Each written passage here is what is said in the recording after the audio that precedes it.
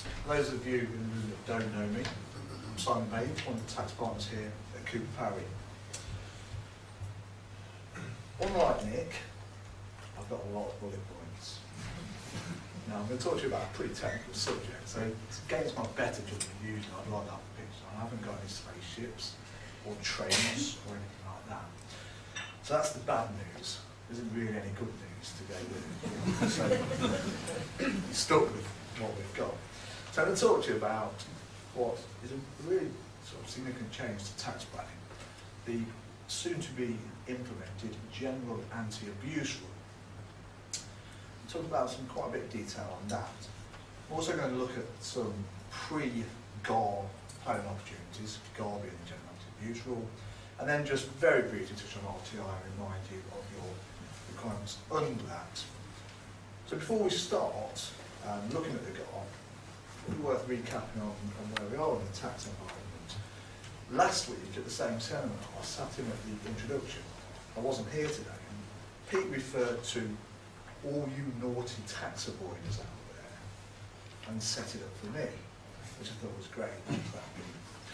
But I think in the last 24 months or so, the press coverage and the noise coming out of the revenue, you know, to some extent, if you have been involved in any kind of tax avoidance planning, you have been made to feel that you're doing something wrong. The truth of the matter is it's far from that. But that's the noise that's coming out at the moment. We're seeing headlines of Jimmy Carr, Gary Barlow, moving to the corporate environment, Google, Starbucks, Amazon. It's been splashed all over the press for a long time now. And it has changed the market somewhat. I think what's sort of worth noting, things like Google, Starbucks and Amazon will not be impacted by the GAR. Their planning is offshore, it's transfer pricing, royalty payments. It's simply not going to be caught by this. But your own managed business, any planning that you may take, could be.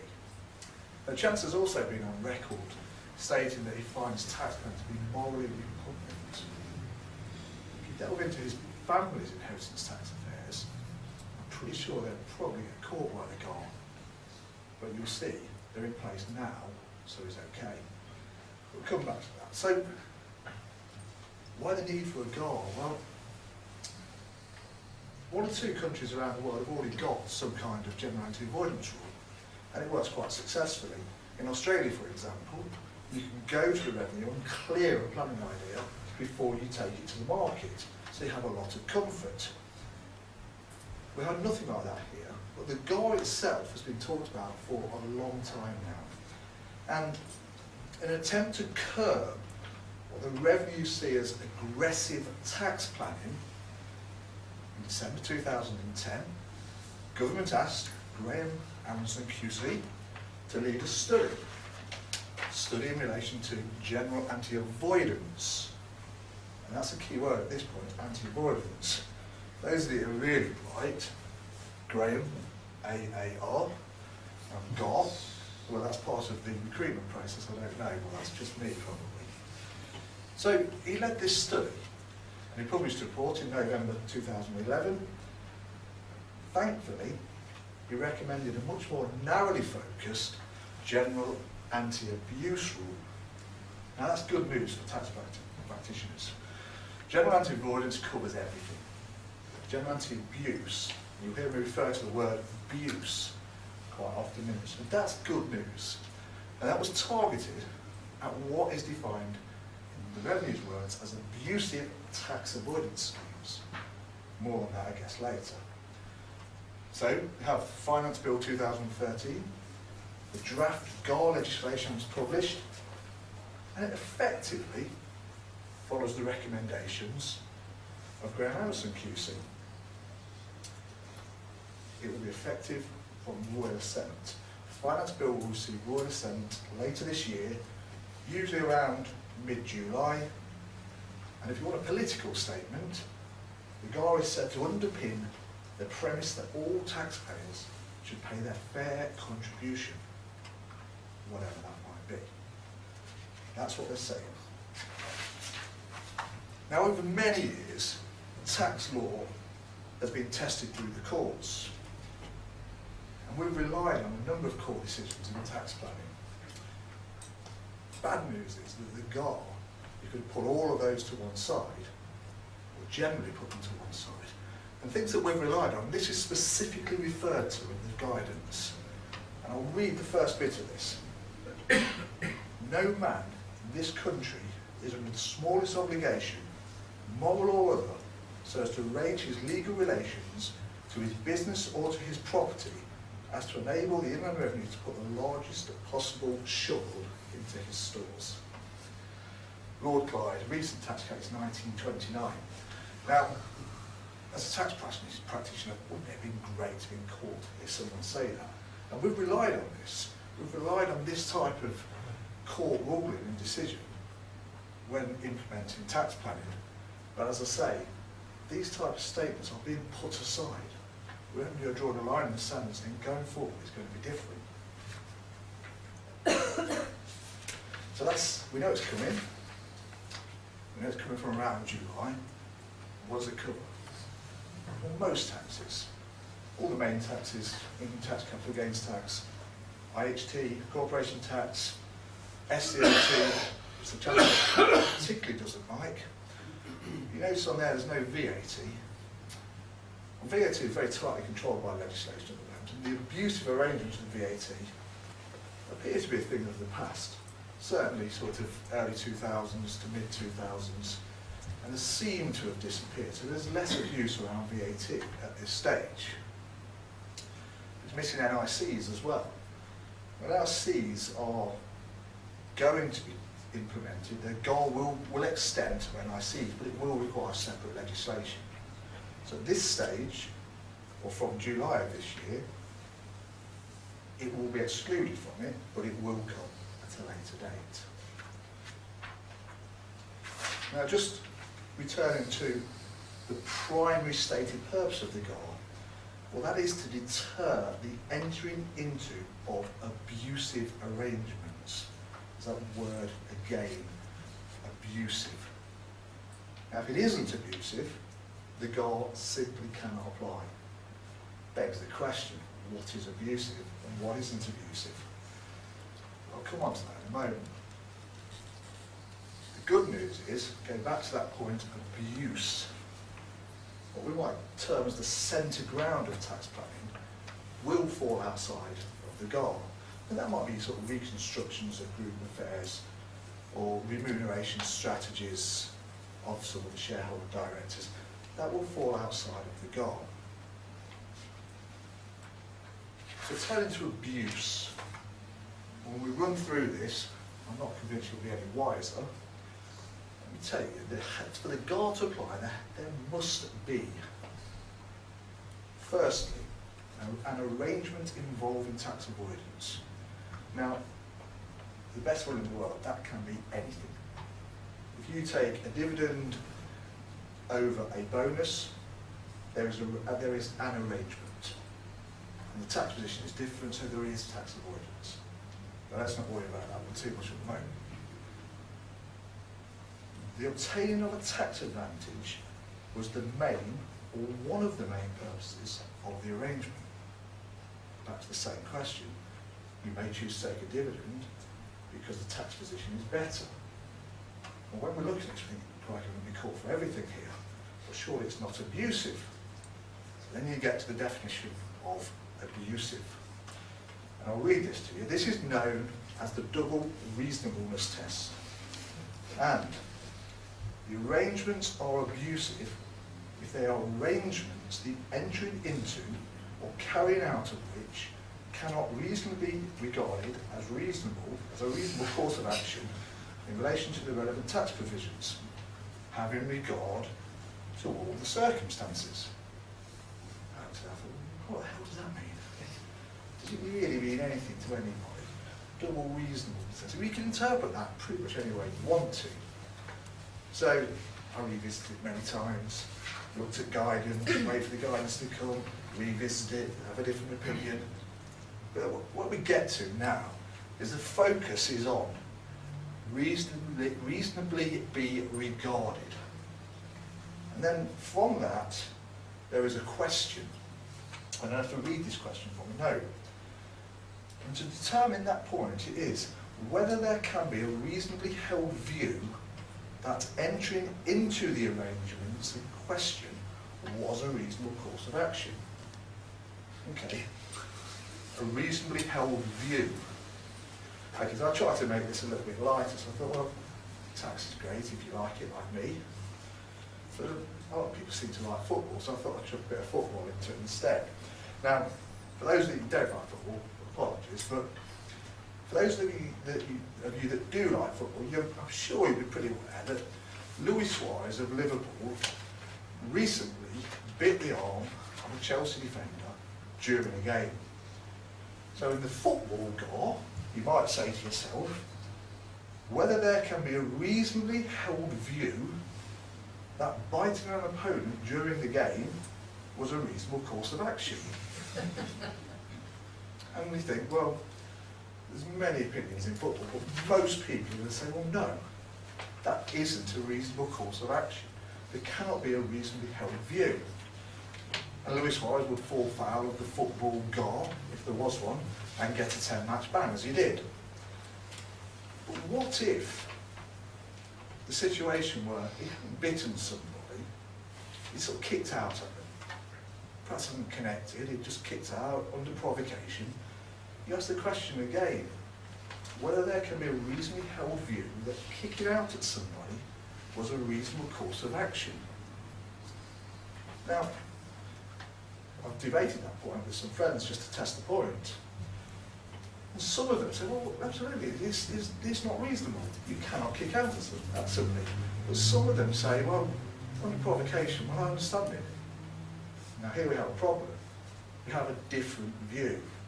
So, what is very clear, if there is split opinion, the GAR simply cannot apply.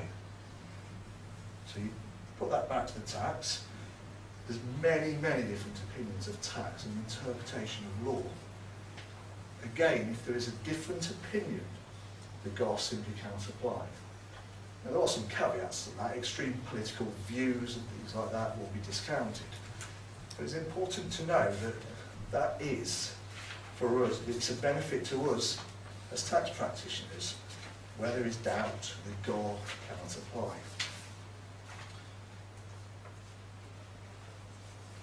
And to back that, the intention is for the taxpayer to be given the benefit of any reasonable doubt.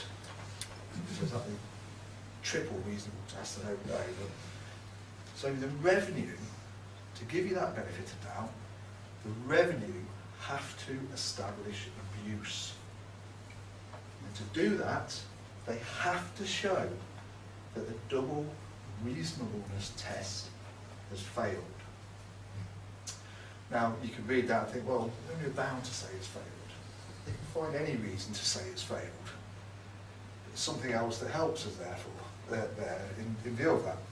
There is an independent GAR advisory panel made up of suitably qualified individuals who sit and advise on the implementation of the GAR. And for the revenue to actually try to implement the GAR, first of all, they have to seek the opinion of the GAR advisory panel. In practical terms, that will be a sub-panel of 3 who will give that opinion. If that opinion is no, it doesn't apply, the revenue go away. But before they do that, they have to exhaust the normal course of action in making inquiries into tax affairs. To ensure consistency, the revenue are therefore appointing specifically designated individuals. They are all the ones that liaise with the GAR advisory panel. But as a practitioner, we have no clearance system. So if we feel there's a threat of the GAR, we cannot go to the advisory panel and ask for an opinion on that. Whereas in Australia, you mentioned earlier, you can pre-clear any planning ideas and feel comfortable that they're okay. But let's not forget, this is about abuse. So the likelihood is that the GAR will only apply to the disclosed tax avoidance schemes. It also will only apply to arrangements entered into before word assent. Great news. that gives us a few weeks until work sets. It specifically excludes anything we do now, which is great. Even better, if you enter into a larger transaction or arrangement now, and that spans what you're saying, still outside the goal. With the caveat that any step post-goal taken in isolation, if that is viewed to be abusive in its own right, then it can be implemented. But generally, larger arrangements are outside of the goal. I think all in all, we are entering this period of uncertainty for certain types of tax planning. As I say, that's more likely to be the DOTAS type tax planning, and many tax advisors would obtain a DOTAS registration from the revenue simply because it protects the practitioner. If we market any tax planning, and it should be disclosed to the revenue, we fail to do that, the revenue can fine us £1 million. So you often find DOTAS registration on tax planning ideas to protect the practitioner. I still feel that most of those will fall outside of the goal, but the abusive ones are likely to be where the focus is. But of course, until we have all this, then there is a window of opportunity to implement tax planning. And some of you in this room may have done tax planning, some of you may be looking at tax planning, but that window does exist. I'll talk to you a little bit about that in a moment. That's all I intend to cover on it. It's a very technical subject. Excuse all the bullet points, but I think it needs to be set out. So what can we do pre-GAR? Well, I mentioned a short window of opportunity, what we call GAR-proof planning. And the most common type of structures that we see as a business are the corporate media schemes, the film-type partnerships, or the music ventures, the property partnerships with the planning upside gains. As a reminder, these sorts of structures are aimed at delivering a loss to a business which offsets against your corporation tax profits and therefore reduces the amount you pay. That's done via an investment into a limited liability partnership. And as is common practice, these sort of type of structures tend to run quarterly, calendar quarters. There will therefore be an opportunity in June for anybody interested to invest in such a structure. And they're particularly useful if you're a quarterly instalment corporation tax company, because they can be used to mitigate the impact of quarterly instalments. But there's that type of structure which is still available, at least for the short term. We simply don't know post-GAR at this stage. And the other main structure that we've seen our clients use is the EFERBS type structure. You probably see this referred to as Lazarus, but it uses an EFERBS type structure. So I'll just talk very briefly on that. The reminder of an EFERBS type structure is the aim is to secure a corporation tax deduction for the company for a payment effectively made to an individual with a very low rate of income tax, typically 1%. Now, any of you that have worked with us here at Cooper Parry will know that these types of structures are implemented through a company called One Tax, who we work very closely with. They obtain all the tax council's opinions, and they implement these for our clients. But what they are saying to us is that you can still do the Lazarus EFERBS type plan up until the GAR. After the GAR, there will be no new structures. So it's only a very short window, but if you have interest in that, they're still able to do that. But what they have also said to us is they have something that potentially protects or keeps the window of this type of planning open for the next few years. And put it easier, put all of these up in one go. So let's take a scenario, we've got 2013 on. Let's take a scenario, rather than 2013, we say company with a year end of 31st of March 2014. Interested in doing planning, probably did planning before, wants to do some planning again, doesn't know what the profit levels will be, not in a position to do any planning at this stage, wouldn't be a sensible decision for the company.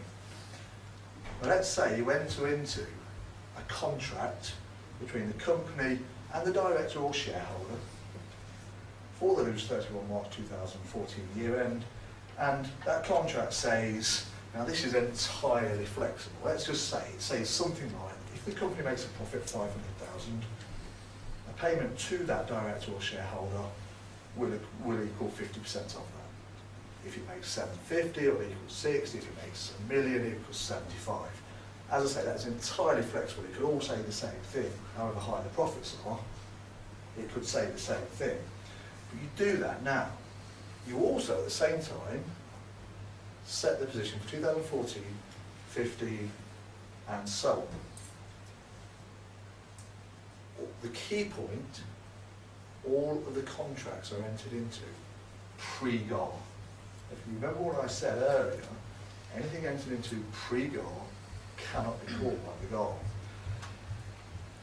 And because those arrangements are pre-GAR, the plan is simply outside the GAR. All you're doing post-GAR is actually actioning the arrangements that are already in place. Now, most businesses are going to look at that and say, well, I can't commit that far in front. So there is a get out, obviously. If the business isn't performing as you had thought, or you simply want to abandon the planning, you can do.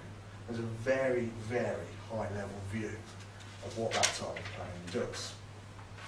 So I think, in summary on the GAR and the pre-GAR opportunities, we know the GAR's coming in July. We don't know what the landscape will be after the GAR, but there are some opportunities pre-GAR, and post-GAR we have to take steps pre-GAR. If you have any interest in any of that, you really just need to speak to myself or to your normal contact at Cooper Parry, and we will give you the more detail behind all of that. So that's all I really want to say on the GAR. I just want to finish very briefly on real-time information, and this has been with us since 6th of April, and has been touted as the biggest change to pay-as-you-earn since 1944, probably the only real change since 1944 as well. But I have heard companies that are not doing this yet, which you have to do it. It's a requirement to submit tax returns to the revenue every time you pay an employee. And if you're weekly, that's 52 or sometimes 53 times a year, compared to your one that you'll be doing for the last tax year. And I had to remind a client recently they still need to submit a 2012-13 P35. But I thought RTI had kicked in and that was it, everything else had disappeared. But it hasn't, so just remember you've still got to do that. Our payroll team are running them at the moment, and some practical issues that they're coming up with is the importance of data validation. It will fail if your data doesn't match the revenues data. And for the larger employers, you have to submit these alignment submission reports prior to your RTI return. That's to set the revenues system to what it should expect from you. And it's important, along with the importance of data validation, the base data changes are required on an ongoing basis. It's a live run of RTI. There is a relaxation at the moment for employers with less than 50 employees. You are still required to submit your payroll information via RTI, but you can do it under the old deadlines. So not at the time you make the payment, but at the end of the month. But that will disappear. That's all it is really, a brief reminder. If you've got any questions on payroll and how RTI is impacting you as a business, speak to our dedicated payroll team. I mean, they're there doing it themselves at the moment. They will encounter most of the problems that you will no doubt come across because of the volume of payrolls they're looking after. If you need any help with that, just pick up with one of our guys.